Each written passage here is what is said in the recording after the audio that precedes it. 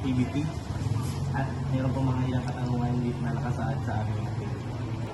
Sir, ang unang tanong ko po ay, maaari po ba ninyong ipakilala ang inyong sarili at ilarawan ang kasalukuyan ninyong trabaho? Ako si Dan Serino, currently the program head ng electrical technology ng Bukas State University. Ano po ang nagsibigay ng inspiration sa inyong upang i-pursue ang ganitong trabaho? First of all, what keeps me inspired is yung nakikita ko na yung mga dati kong estudyante, nagkakaroon ng magandang trabaho, magandang buhay, they have a stable life, maganda ang mas malalaki pang sahod kaysa sa akin. Some of them are able to travel around the world na all expense paid dahil sa trabaho nila.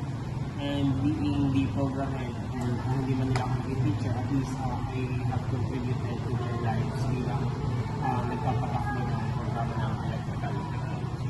Sunod, ano ang karapatan ng empleyado ang kilala sa inyong pinagtatrabahuan? Actually, pagdating sa karapatan ng empleyado sa pinagtatrabahuan, most of the rights na pinapairan ng gobyerno ay meron kami lahat ng karapatan ng empleyado. Particularly sa mga leave, sa sahod, everything ay meron na nararanasan namin. Paano po tinitiyak ang inyong pinagtatrabahuan na ang mga karapatan nito ay nire-respeto ng bawat isa? So, to ensure na lahat ay sumusunod sa mga patakaran at sa mga privilege, we have what we call our ora-ora. Ora-ora is the omnibus. So, para lahat ay nakakasunod sa guidelines. The existing guidelines is na sinusundan namin ay nanggagaling lahat sa Civil Service Commission. Since I am considered a government employee, lahat dapat ng mga batas na para sa empleyado ay sinusundan namin ay nanggagaling sa Civil Service Commission. So para nasusundan namin yon, Maynila State University ay merong implementing guidelines na nanggaling na ini-implement ng HRMO or the Human Resource Management Office. Hindi ka basta pwede mag-take ng leave or hindi ka basta pwede mag-take ng isang pribilehiyo na hindi siya dumadaan sa tamang guidelines o tamang panuntunan ng batas. Halimbawa, ikaw pagdating sa pagkakaroon ng leave credits, hindi ka pwede agad magkaroon ng credit o hindi ka agad pwede mag-leave lalo na kung wala ka pang isang taon din sa pinagtatrabahuan mo. And the HR is implementing this, binababa nila kung sakaling updated na memo or may mga pagbabago, ina-update nila lahat ng empleyado. Sir, sunod, gaano kahalaga ang paggamit ng makatawirang pag-vision sa iyong trabaho? Okay, gaano kahalaga ang paggamit ng important is it to be rational? Pagdating sa pagdidesisyon bilang teacher, you always need to be objective rather than subjective. Kailangan, particularly sa estudyante, kasi ang pinag-uusapan dito ay pangarap na ng mga bata. However, in my case, hindi laging pwede awa kasi we have quality education na sinusundan. Hindi pwedeng laging basta ipasa ang bata. Now, if they are not able to get the required skill or hindi nila nakuha yung mga dapat matutunan for that particular subject, ang kailangan ko tingnan is bakit kailangan ibagsak ko yung bata or bakit kailangan ko siya ipasa. So for that, you need to decide, tanggalin mo lahat ng outside factors, the relationship between the student and the teacher, tanggalin mo siya. Tingnan mo lang siya kung ano ba yung criteria para masabi mo pasa. And if hindi po mapasa yung bata, dun ka magiging rational. Ipapasa mo nga, pero pagdating naman sa field at pag nagtatrabaho na, dun nangangapa. So, useless din. Hindi na-accomplish yung trabaho mo bilang teacher. Sir, pangalan po ng katanungan. Ano po ang inyong mga nakagawa ng gawain upang makagawa ng mga makatwirang desisyon at hindi nakairal ang pagiging subjective? para maging para maging rational ka sa trabaho, especially pag ikaw ay program head or teacher, you always need to look ano ba yung guidelines, yun lang yung susundan mo.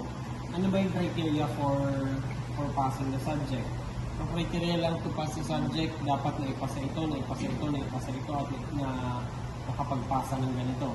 Now, if the student is not able to pass those criteria or yung tinatawag nating grading system, then malamang sa malamang baka may problema yung estudyante. Now, para mas maging objective yung decision ko, I would usually ask some of my faculty members, mga katulong ko sa pagturo na, sir, ito po ang performance ng bata. Nung nasa iyo ba ito, ganito din ang performance niya. Now, hindi lang sa perspective ko nakikita kung naging objective ako. There are a lot of eyes na tumitingin doon sa sitwasyon na para marami kami na nakakapagbigay ng iba't ibang input pagdating sa decision making na hindi nagiging subjective. Ano po ang ibig sabihin ng pananagutan ng accountability sa inyong pinagtatrabuhan? When you say you are accountable pagdating sa field ng pagtuturo, you are accountable kung ano man ang mangyari, ikaw ang may pangunahing responsibilidad dun sa estudyante. When you are held accountable, ikaw ang maninindigan dun sa desisyon na gagawin mo. So going back to my example earlier, yung pagpasa at saka pagbagsak ng bata. Kapag yung bata ay hindi pumapasa, ang unang tanong dyan, ikaw bilang teacher, ano ang ginawa mong intervention? Bakit hindi siya pumapasa? So you are held accountable dun sa kadagatan ng bata. Now, kung ikaw mismo, you yourself or me as an individual, I am trying different approach. Iba-ibang approach, pinapatulungan ko sa iba, collaborative, may hands-on, iba-ibang approach. And kapag hindi pa rin nakakapasa yung bata at talagang bumagsak siya, you are accountable kung ano man yung mga kalalabasan ng consequences nun. For instance, pupunta ang magulang, magtatanong yan, magreklamo. Sir, bakit po hindi pumasa yung bata? Yung being the teacher, hindi mo yan tatakbuhan. Kasi ikaw yung nagbigay ng bagsak, you are held accountable to explain to the parent na ito po ang sitwasyon ng anak ninyo right now. Hindi po siya napasok or hindi po nagsasubmit. Pumapasok po yan, tulog po sa klase ko. Now, these are the things that you are, or pananagutan mo yung mga bagay na yun because of a decision that you make. So, when we say accountability, kung ano man yung ginawa mong action, kung ano man yung magiging bunga nun, ikaw ang bahala na sumagot or sumalo ng mga magiging consequences. Maaari po ba kayong magbahagi ng karanasan kung saan napakahalaga ang pagkilala ng pananagutan sa iyong dalawa? So 2 years ago, there's this graduating student na yung bata ay hindi talaga underperforming. I've exhausted all my ways, lahat ng strategies of teaching, pinanlahanan. Yung bata hindi pumapasok ng tama sa oras, laging late. Graduating siya.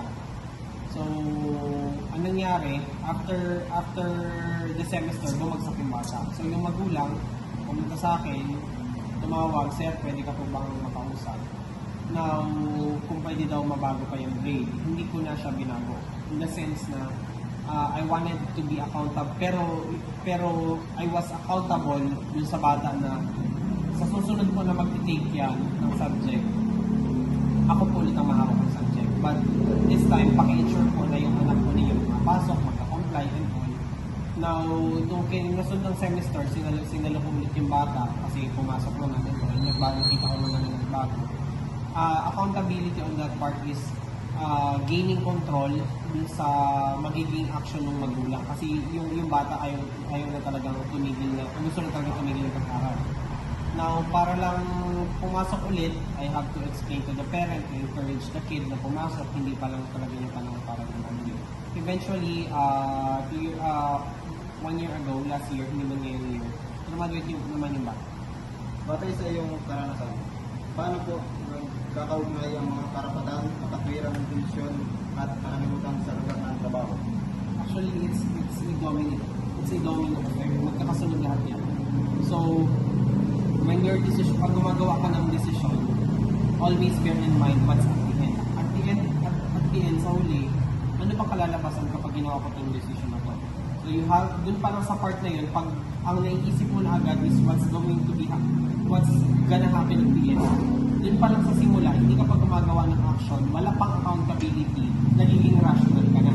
Magdi-decision ka na, nagiging rational ka na on your decision making process.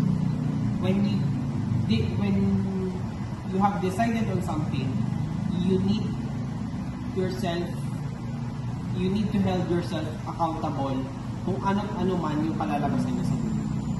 So, ang pagiging rational ay kailangan nasa una. Pangalawa, you need yung pagiging rational mo, magbubunga yan ng kung ano mang consequence. And that consequence, you should be accountable for that. Handa kang harapin ano man yung kalabasan ng decision mo. Ulit sir, That is my advice to the future generation. kabasahin? May advice, hindi madali kasi mag-advise na be responsible enough for your actions, ganyan, be accountable, be rational. However, hindi ko natutunan lahat yan the textbook way. Natutunan ko yan the hard way. Bilang mga bata pa kayo, don't be afraid to commit mistakes. Kung magkakamali, siguraduhin nyo na kaya nyo panindigan. Okay lang magkamali as long as you are accountable dun sa magiging consequence nung action na yun. For instance, may gusto kayong gawain and hindi talaga kayo mapigilan, go ahead, gawin nyo para ma-experience ninyo. Kaya lang, laging tatandaan, lahat ay may bunga, lahat ay may kapalit. So kung ano man yung maging consequence ng action na yun, kailangan yung panindigan.